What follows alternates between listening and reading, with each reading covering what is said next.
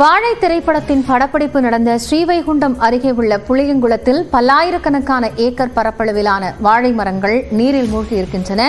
கூடுதல் விவரங்களை செய்தியாளர் முரளி கணேஷிடம் கேட்கலாம். முரளி கணேஷ், எந்த அளவிற்கு இந்த வாழை விவசாயம் பாதிக்கப்பட்டிருக்கு? மீண்டும் கனமழை பெய்யக்கூடும்னு சொல்லப்பட்டிருக்கு. என்னென்ன பாதிப்புகள் வரும்னு விவசாயிகள் சொல்றாங்க?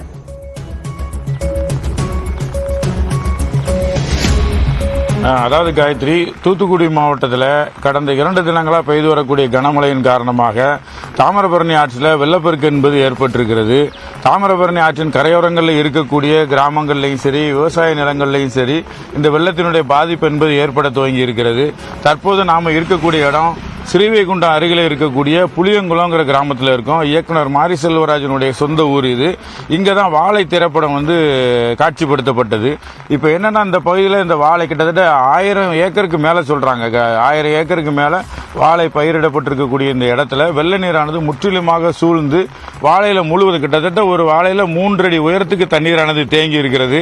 இதன் காரணமாக இந்த வாழை இனிமே பயன்படுத்த முடியாது. முற்றிலுமாக இது சேதமடைஞ்சு தான் போகும். இந்த வாழை பயன்படுத்த முடியாது. ஏற்கனவே இந்த வாழைக்காக பல ஆயிரம் ரூபாய் செலவு பண்ணி தயாராக இருக்கக்கூடிய நிலையில இந்த வாழை இப்போ பாதிச்சிருக்குது.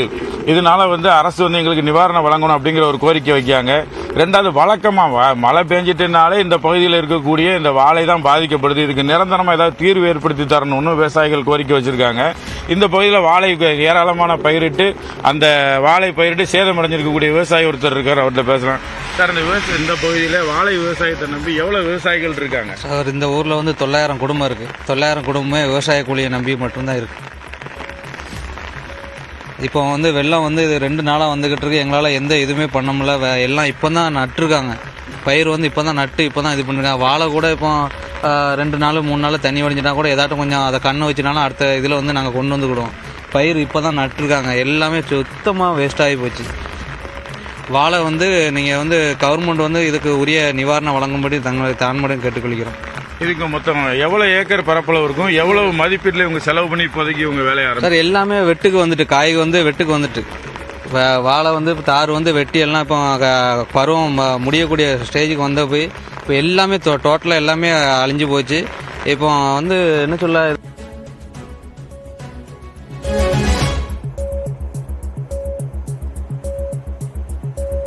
அறுப்பிற்கு தயாராக இருந்த வாழை மட்டுமல்லாமல் பயிரிடப்பட்டிருந்த நெற்பயிர்களும் பாதிக்கப்பட்டிருப்பதாக விவசாயிகள் தெரிவித்திருக்கிறார்கள்.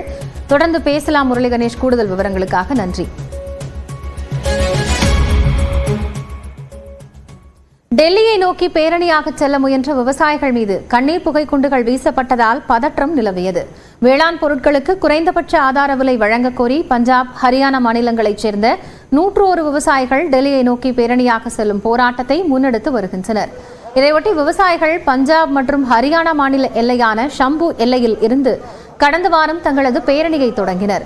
தடுப்புகளை மீறி செல்ல முயன்ற விவசாயிகள் மீது காவல்துறையினர் கண்ணீர் புகை குண்டுகளை வீசி கலைத்தனர். இதனால் விவசாயிகள் பேரணி தற்காலிகமாக ஒத்திவைக்கப்பட்டது. இந்நிலையில் இன்று காலை விவசாயிகள் டெல்லியை நோக்கி மீண்டும் பேரணியை தொடங்கினர். அப்போது காவல்துறையினர் தண்ணீரை பீச்சி அடித்தும் கண்ணீர் புகை குண்டுகளை வீசியும் விவசாயிகளை விரட்டி அடித்தனர்.